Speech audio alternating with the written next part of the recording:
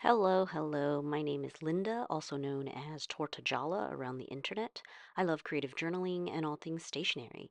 So, in my last video, I shared my version of a currently inked video, which is really just all my fountain pens because I have them all inked and I just rotate across them. It's not too difficult to do if, like, you write morning pages because you just pick a different pen every day to use.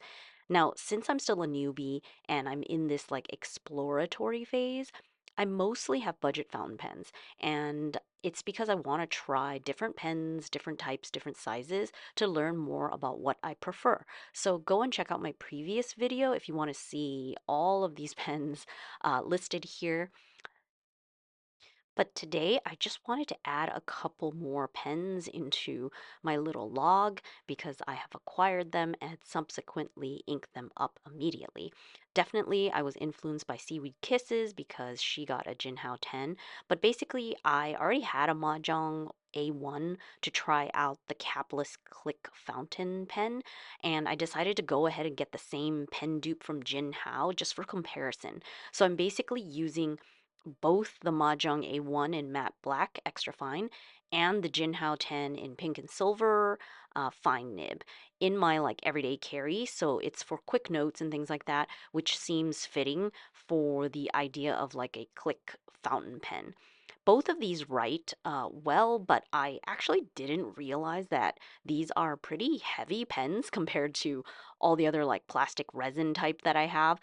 They're pretty hefty because obviously they have metal parts, and the models that I picked, obviously they are metal. But besides the pen like weight, there is that clip that a lot of people don't like holding. It doesn't really bother me necessarily, but sometimes I do find myself like rotating the pen and just like repositioning, but it doesn't like hurt or anything. Um, but really, the thing that bothers me that I think is more so a problem with like the capless pens is that the ink comes out dark in the beginning and then it clears up to the true color of the ink later on. And I know this happens when pens don't cap well and like evaporation happens, like basically the ink in your feed maybe or in the beginning is more like more of the water is evaporated, so it's darker looking. Obviously, this depends on where you live, your climate, all of that kind of stuff, but I'm assuming capless pens, like they're more susceptible to this problem because there isn't like a tight sealing cap over it.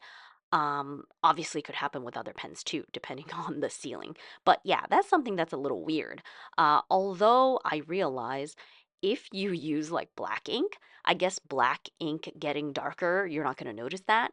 It's only if you use colored inks, I guess. Finally, I got also an Asvine P20 because it was pretty. It's like such a pretty pen. And I wanted to try it out. This is an EF nib, which maybe is a little too fine for my taste. Um, I don't know. I feel like I've always written really small and used very fine pens, but now I'm moving into more like I want more of the juiciness or broader nibs simply because I want to see the ink more. And to not be afraid to like write bigger, I guess. So I don't know, it works fine, but sometimes the line it does look different depending on like what paper I use. So again, lots of variation. Um, Another thing that you'll notice is that I have the same ink in this Asvine, but it looks different. Like significantly different, right? I'm assuming you can see. So obviously I have to keep testing with other inks and things. Maybe it's user error and there was contamination in the Jinhao, but I just thought it was interesting how much variation you get from pen to nib size to ink combination. Like everything makes a difference, so every combination is going to be different for your writing experience. So I think the learnings I've taken away so far is to always give a pen like more chances. You have to like give it time and test it out with like different inks, different combinations to really get like a better feel of what might work best. Obviously, if you're someone that just uses black inks, like then there isn't a lot of variation that you can do. But if you do like different types of inks, it does mean that you need to take the time to use different combinations and like really use them long term to really figure out like what is what. But yeah, you can see like the Mahjong A1, it's so dark. And then like if I use it again, it's like so different. What a difference, right? So I hope you enjoyed this little quick video update. Thank you so much for watching. I very much appreciate you being here and supporting me.